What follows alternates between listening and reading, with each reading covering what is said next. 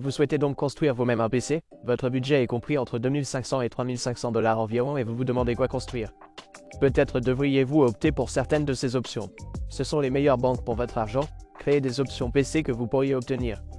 Si j'avais ce budget, c'est ce que j'achèterais. Peut-être m'avez-vous vu construire un de ces PC derrière moi et vous pensez « Oh, j'aimerais pouvoir en avoir quelques-uns. » Tu sais quoi? Ce PC que je suggère en ce moment est en fait une bien meilleure option en termes de rapport qualité-prix que certains de ceux derrière moi. Donc, si vous cherchez à économiser de l'argent et à vous procurer quelque chose d'absolument bestial, cette vidéo est faite pour vous. Donc ce PC que je recommande en ce moment coûte 2517 $ au total. Maintenant, si votre budget est moindre, je vous recommande vivement de regarder la vidéo précédente ou celle d'avant, car il s'agit de la troisième partie de cette série et quel que soit votre budget, vous pouvez le trouver là-dedans. Donc, pour la carte mère, aussi controversée soit-elle, je recommande vivement la carte mère ProRedSeed 790 Creator Wi-Fi. Vous pouvez désormais choisir n'importe lequel des autres modèles disponibles, n'hésitez pas, mais il y a certains aspects de vente que vous ne pouvez pas nier. Faites en sorte que cela se démarque. Numéro 1, Thunderbolt 4 et Ethernet 10 Gb. Il n'existe aucune autre carte mère offrant cette combinaison. Et en tant que créateur, si vous envisagez d'étendre votre entreprise à l'avenir où vous aurez peut-être besoin d'une connectivité Thunderbolt 4, Nasus ou Ethernet 10 Gb, cela les offre déjà. De plus, vous bénéficierez de 3 mois gratuits d'Adobe Creative Cloud lorsque vous achetez ce produit. Donc, si vous payez déjà pour cela, vous pouvez considérer cela comme déduit du prix. C'est tout ce qu'il y a de plus sophistiqué. Maintenant, si vous optez pour certaines cartes mères de jeu, elles n'auront pas d'Ethernet 10 Gb. Ils ont un look très gamer, sinon vous n'obtiendrez pas une connectivité aussi rapide sur le panneau avant, par exemple. Je l'utilise sur mon PC personnel et je pense que c'est incroyable. Même si j'ai eu le problème VRMA, malheureusement, aucune des autres marques n'offre un meilleur remplacement pour cette carte mère. Si vous en connaissez, j'aimerais le savoir dans la section commentaires ci-dessous. Remarque très importante avant de passer au processeur sur différentes plateformes. Depuis le tournage de cette vidéo, un problème s'est légèrement développé sur une plateforme Intel. Et je ne veux pas que cette vidéo soit une sorte de débat Intel contre AMD, mais plutôt qu'elle vous donne les meilleures options en tant que créateur. Donc, premièrement, si vous ne savez pas de quoi il s'agit et comment cela se passe, je vous recommande vivement de regarder ma vidéo sur le problème. Deuxièmement, si vous ne savez pas comment résoudre le problème ou obtenir la meilleure assistance pour ce problème, si vous rencontrez l'un des problèmes, nous vous recommandons vivement de vérifier également celui-ci. Vous savez donc dans quoi vous vous engagez. Troisièmement, depuis la publication de la vidéo, je suis en train de mettre à jour certains des liens dans la description ci-dessous pour vous proposer également une alternative à la plateforme AMD. Donc, même si je ne le mentionne pas dans la vidéo, il y aura des liens vers les options de la plateforme AMD dans la description ci-dessous. La seule chose qui va changer, c'est la carte mère et le processeur, peut-être même la RAM. Mais toutes les autres parties de cette vidéo vous concernent également. L'avantage d'opter pour AMD est qu'aucun problème d'instabilité n'a été signalé, peut-être un support RAM légèrement inférieur ou un support de vitesse RAM IMC inférieur. Vous bénéficierez également d'un chemin de mise à niveau bien meilleur, car la plateforme dure un peu plus longtemps. Vous pouvez donc passer au Ryzen 9000 et au-delà. En termes de performance actuelle, vous en aurez probablement un peu moins pour votre argent avec la plateforme AMD. Mais c'est à vous de décider si vous souhaitez opter pour la solution potentielle du problème ou de la plateforme AMD. Cela semble être une option un peu plus solide pour le moment. Et il en va de même pour les mises à niveau plus tard dans la vidéo. Si vous recherchez des mises à niveau, il y aura également des options de mise à niveau AMD dans la description. Alors suivez simplement ces liens dans la description. Ce sera très clair là-bas. Et enfin, une note très importante est que vous optiez pour AMD ou Intel ou que vous achetiez l'une des pièces, nous vous recommandons vivement de trouver un revendeur réputé ou un magasin où vous savez que vous pouvez obtenir des retours ou des échanges faciles ou des RMA à tout moment, quoi qu'il arrive avec votre PC. Donc, si vous avez un problème, vous pouvez obtenir une solution simple. Maintenant, pour 2500 $, croyez-le ou non, vous obtiendrez 14 999 $. Il s'agit donc d'un processeur à 24 cœurs, 8 cœurs et 16 cœurs. Et les gens qui vous disent que les économies n'ont pas d'importance, ils ne savent pas de quoi ils parlent. Les offres pour les créateurs sont absolument incroyables, surtout si vous utilisez Premiere Pro et Media encodé avec Adobe. Ces deux-là ensemble, ils fonctionnent à merveille. Vous pouvez éditer et exporter en même temps. Et il ne semble pas se passer quoi que ce soit. En arrière-plan, les écors sont absolument époustouflants. C'est super rapide que tout ce que tu fais. Et pour 2500 $, je ne peux pas croire que vous puissiez recommander un processeur aussi bon. Il s'agit d'un nouveau processeur de bureau de jeu. Mais croyez-moi, pour les créateurs, c'est mieux que pour les jeux. Pour les jeux, il existe en fait de meilleurs processeurs disponibles, mais c'est vraiment bien pour les créateurs. Si vous faites des jeux, c'est également très bien pour cela. Maintenant, ces 14 900 000 $ sont en fait assez durs. Cela consomme beaucoup d'énergie. Je recommande fortement de s'en tenir aux limites des actions Intel. Si vous ne savez pas comment faire cela, regardez l'une de mes vidéos. Je vous expliquerai cela dans les prochains jours. je vais opter pour l'Arctic Liquid Freezer 3360 mm AIO. C'est 115 $ en ce moment, et c'est l'une des meilleures banques pour les glacières de travail. Ça va être très calme. Il est déjà livré avec le support de processeur LG A1700 réel qui maintient très bien le processeur et ne le plie pas avec le temps comme le ferait votre carte mère. Et cela refroidit vos VRM. Ça a l'air très bien aussi. Pas trop ludique, clignotant et RVB. Maintenant, pour le lecteur OS, je recommande fortement d'utiliser le sèche-linge Solidim P44 Pro 1 Teraoctet. Cela coûte 89,99 $ en ce moment. Et c'est sans aucun doute le meilleur SSD NVMe que j'ai jamais essayé sur la chaîne. Allez voir mes benchmarks. Et je n'y croyais pas jusqu'à ce que j'ai testé de nombreux autres SSD et que je réalise que tous les autres se trouvaient sous celui-ci. Pour le système d'exploitation, il n'y a pas de meilleur lecteur Gen 4 que celui-ci. Oui, il existe de nombreux autres SSD. Il existe des disques Gen 5, mais ils sont beaucoup plus chers et beaucoup plus chauds. Donc, pour la meilleure banque pour les livres, c'est celle-là. Vous disposez désormais du lecteur du système d'exploitation. Vous avez également besoin d'un lecteur de projet ou d'un lecteur de cache. Et pour cela, je recommande vivement d'opter pour le WD Black 2 Teraoctet SN850X. Il s'agit d'un lecteur Gen 4 haut de gamme et il fonctionne très bien. Pour ce prix, vous ne pourrez pas le battre. C'est incroyable. Si vous souhaitez économiser encore plus pour vos SSD, je vous recommande vivement de consulter l'une de mes dernières critiques de SSD où vous pourrez voir les benchmarks de tous les SSD que j'ai testés sur la chaîne, puis d'en choisir certains. Peut-être que vous regardez le Lexar NM790 ou d'autres fabricants, comme Samsung. Comment se compare-t-il? Eh bien, dans la chaîne, vous pouvez trouver toutes les informations à ce sujet. Maintenant pour la RAM, nous utilisons cette Corsair Vengeance DDR5. Cela représente 5600 mégatransferts par seconde, soit 64 gigaoctets. Et pour les créateurs, c'est un endroit vraiment sympa. Maintenant, beaucoup de gens disent que 5600 est, vous savez, une basse fréquence et que vous pouvez aller beaucoup plus vite. Oui, mais tu monterais.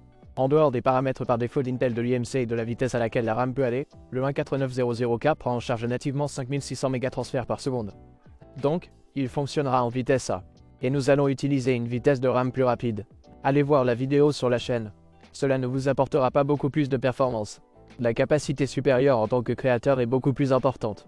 Et à l'avenir, si vous souhaitez doubler votre capacité, achetez-en simplement 2 et vous serez prêt à partir.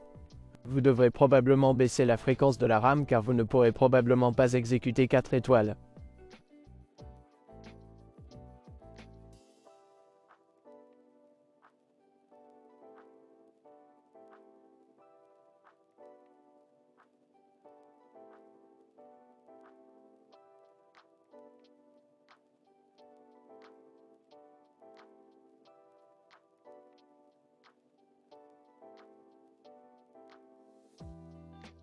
Donc pour le GPU, c'est le GPU à choisir. Vous aimerez peut-être désormais un design différent ou un fabricant différent pour le T70 Ti Super. J'ai trouvé que ce Zotac Gaming était le moins cher du marché, mais je vais essayer de laisser quelques alternatives dans la description ci-dessous si vous aimez un autre fabricant. Maintenant, ce GPU est très bon dans presque tout ce que vous lui proposez. Montage vidéo, retouche photo, 3D. Et grâce au pilote NVIDIA Studio, vous obtiendrez des performances très stables et une très bonne expérience. Maintenant, si nous parlons de flux de travail très spécifiques comme le montage vidéo, par exemple, dans DaVinci Resolve, cela ne vous offrira pas les meilleures performances pour votre argent. Et je vous recommande vivement d'aller voir cette vidéo dans laquelle je parle de tous les GPU pour DaVinci Resolve, par exemple, ou de tous les GPU testés. Alors si vous utilisez uniquement un flux de travail très spécifique, vous utiliserez peut-être un GPU très spécifique. Mais le GPU général qui fait le meilleur dans tous les aspects, 3D, vidéo, photo, tout ce que vous lui proposez, celui de NVIDIA est la meilleure option pour vous. Mais si vous faites de la retouche photo ou du montage vidéo et que vous souhaitez économiser un peu d'argent, je vous recommande vivement d'opter pour l'Intel Arc A770. Il est très utile pour l'édition de photos et de vidéos dans n'importe lequel des programmes Adobe Creative Cloud. Mais ce n'est pas aussi bon dans DaVinci Resolve et en 3D. Donc, si vous utilisez certaines de ces choses, mieux vaut opter pour celles de NVIDIA ou certaines de celles d'AMD. Je recommande vivement de consulter la vidéo précédente sur l'alimentation. Il s'agit d'un Thermaltake TUF-Power GF3 et il est compatible PCIe 5.0 et ATX 3.0, ce qui signifie que vous obtiendrez un câble d'alimentation haute puissance natif de 12 volts, le câble d'alimentation de 600 watts. Donc, si vous optez pour un 1490 à l'avenir, par exemple, vous branchez simplement un câble et le tour est joué. C'est très sympa. Vous n'aurez pas besoin de convertisseur, d'extension ou de quelque chose comme ça. Et il est vérifié à plus de 80% en or. Donc une option très solide d'alimentation, garantie de 10 ans et prix pas trop mal pour ça. Prend en charge tous les composants que vous avez à l'intérieur et même une mise à niveau si vous optez pour un 1490. GPU 1590 dans le futur. Maintenant, à ce prix-là, je ne changerai probablement pas de boîtier PC. Vous pouvez maintenant choisir celui que vous voulez, mais ils s'intègrent tous dans le boîtier Fractal Design Focus 2. N'hésitez pas à choisir vos favoris maintenant, mais c'est ce que je choisirai. Maintenant, le total pour cela est de 2517,71 $. Mais si vous avez 9160 $ supplémentaires, quelque chose comme ça pour une mise à niveau, gardez à l'esprit que ceux-ci sont mixtes et assortis. Voici ce que je ferai. La carte mère, il n'y a vraiment aucune mise à niveau là-dedans. Je le laisserai tel quel. Le processeur, il n'y a pas de réelle mise à niveau. Je le laisserai tel quel. Vous pouvez opter pour un 4900 KS, mais honnêtement, c'est un gaspillage d'argent. Je n'accepterai pas ça. Cela n'a tout simplement aucun sens. Mais j'améliorerai le refroidissement. Donc, ce que je vois ici, c'est 13 $ supplémentaires ou quelque chose comme ça en ce moment. Mais cela nous donnera un radiateur de 420 mm. Ce qui veut dire que vous allez avoir de très grands fans. Il sera plus silencieux et fonctionnera un peu mieux que la version 360 mm. Mais si vous optez pour ce refroidisseur, vous allez devoir mettre à niveau le boîtier car le boîtier précédent que je vous ai proposé ne sera pas pris en charge. Donc ces deux-là ne peuvent pas être mélangés et assortis. Attendre le dossier. J'ai quelque chose de beau pour toi. Le SSD de l'OS, je vais le laisser tel quel, mais nous allons également ajouter un SSD secondaire, le même SSD P44 Pro de Solidim. Et ce sera notre collecte de fonds car les vitesses de lecture et d'écriture aléatoires de ce SSD seront les mêmes. Ce SSD est super rapide. Donc, pour tous vos programmes, nous allons définir que la collecte de fonds sera celle-ci. Ainsi, tous les fichiers temporaires, les informations temporaires qui doivent être stockées et consultées, nous allons y accéder à partir de ce lecteur. Et comme votre carte mère prend en charge 4 SSD Monsieur 2, nous allons tous les remplir. Maintenant, pour le projet Drive, nous allons en fait utiliser la version Samsung 990 Pro SSD 4 Teraoctets. En ce moment, je peux voir ces 299 $. C'est le prix le moins cher que j'ai jamais vu. Je ne suis donc pas sûr que cette offre soit valable lorsque vous regardez cette vidéo. J'espère vraiment que cela va être le cas. Consultez les liens dans la description ci-dessous et les différentes boutiques. Mais c'est une affaire incroyable. Je n'ai jamais vu ça aussi bon marché. Et si vous regardez les benchmarks du 990 Pro, c'est l'un des meilleurs disques que j'ai testé également. Il est si proche du Solidim P44 Pro, mais dans le test de cohérence, le Samsung est tellement meilleur. Donc, si vous martelez vraiment quelque chose en tant que créateur avec de gros actifs et je ne sais pas, en rendant quelque chose tout le temps ou en créant de gros fichiers dessus, c'est une affaire incroyable. Vous allez donc avoir 2 lecteurs de projet, de 4 Teraoctets chacun, soit un total de 8 Teraoctets au total. Maintenant, pour mettre à niveau la RAM, vous pouvez soit obtenir 2 des RAM précédentes que je vous ai proposées dans la section précédente, soit obtenir un kit de 4 bâtons, ce qui sera bien meilleur en termes de performance stable pour vous en tant que créateur. Vous pouvez obtenir 2 gates et un 2 gates et les mettre ensemble. Ils fonctionneront, mais vous devez baisser la fréquence de la RAM pour qu'elle fonctionne correctement. Ou vous pouvez obtenir ce kit de 4 clés pour 128 Go, 5600 mégatransits par seconde. Et comme tout cela a déjà été testé ensemble, cela fonctionnera beaucoup mieux et plus facilement, ce qui, pour un créateur, avoir une RAM stable est une très bonne option. Vous n'aimez pas les écrans bleus de la mort. C'est probablement la mise à niveau que vous souhaitez. Comme je l'ai dit, le GPU, je m'en tiendrai au même, le 4070 Ti Super, à moins que vous ne soyez un créateur 3D et que vous souhaitiez vraiment de meilleures performances de rendu, alors regardez probablement le 4080 Super. Mais pour la plupart des gens, c'est la meilleure option de bande d'alimentation arrière. Je le mettrai également à niveau, car il est désormais classé 80 plus Platinum, ce qui signifie qu'il est plus économe en énergie. Donc, si vous êtes un créateur qui utilise le PC tout le temps, 8 heures par jour, plus vous l'utilisez, plus cette alimentation est efficace, car il va simplement vous faire économiser de l'électricité et du temps, surtout si vous faites du rendu pendant la nuit ou si vous faites beaucoup de travail comme ça. Plus votre PC est allumé, plus cette mise à niveau d'une alimentation vous fera économiser. Bon, ce n'est pas une très grosse amélioration. Il s'agit d'une mise à niveau de l'application à seulement 38 $. Et je recommande vivement d'opter pour celui-ci, le 1200 watts, ce qui signifie que votre PC, même à pleine charge, sera davantage dans la plage optimisée et plus économe en énergie. Et il prend également en charge toutes les mises à niveau futures. Très bonne option d'alimentation. Si vous souhaitez l'obtenir, je vous recommande vivement de le consulter. Oh, c'est utilisé. Désolé, une petite erreur. L'option que je vous ai donnée là est celle d'occasion. Le nouveau coûte 211 $, soit une mise à niveau de 82 $. Passons maintenant à la mise à niveau du boîtier. Le boîtier est le Fractal Northfix L. Il s'agit d'un gros boîtier, un peu plus gros que votre boîtier de taille ATX, mais il prend en charge le radiateur de 420 mm à l'avant. C'est beau, c'est tellement joli. Je veux dire, regarde ça. C'est tellement magnifique. Si vous le souhaitez, vous pouvez obtenir la version en maille sur le côté pour ne pas voir vos composants, mais elle laisse entrer un peu d'air sur le côté. Vous pouvez également obtenir une version blanche, si vous préférez la version blanche. Personnellement, j'aime beaucoup le noir. Donc vous avez de l'or, du noir et ce bois foncé là-dedans. Oh, c'est magnifique. Nous vous offrirons des performances supplémentaires. Pas vraiment, mais c'est magnifique. Et je dois également mentionner quelque chose de plus. Lorsque vous utilisez un radiateur de 420 mm, je veux dire, ce boîtier est livré avec des ventilateurs inclus, vous pourrez donc peut-être les utiliser. Mais si vous avez besoin de ventilateurs supplémentaires, je vous recommande vivement de consulter l'article P14 Max. Ce sont des ventilateurs très performants et offrant un excellent rapport qualité-prix. Mais ne les achetez pas avant d'avoir installé le boîtier, car vous n'en aurez peut-être pas besoin. Utilisez simplement tout ce que vous avez dans le boîtier et ce qui est inclus.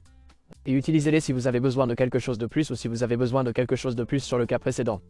Maintenant, le coût de la mise à niveau est de 1000 $ supplémentaires et vous coûtera 3520 $ et 40 cents. Si vous optez pour toutes les améliorations, gardez à l'esprit que vous pouvez les mélanger et les assortir. Et vous pourriez dire, eh bien, je ne sais pas comment construire le PC. C'est assez cher. Je vais probablement gâcher quelque chose. Absolument pas. Consultez simplement les guides de construction dans la description ci-dessous. Je vais vous montrer comment le construire, comment le configurer, comment installer le logiciel Windows. C'est beaucoup plus simple que vous ne le pensez. Vous en construisez un dans le train et vous allez construire beaucoup de PC. Et à l'avenir, si vous souhaitez effectuer une mise à niveau, faites quelque chose. C'est une très belle chose à faire. Maintenant, si vous avez un budget plus ou moins important que celui que j'ai mentionné dans cette vidéo, je vous recommande vivement de consulter les parties précédentes ou la partie suivante, car c'est alors ce que je rechercherai pour le meilleur rapport qualité-prix pour créer un PC. Merci les gars d'avoir regardé. Et je vous retrouve dans la section commentaires ci-dessous. Au revoir.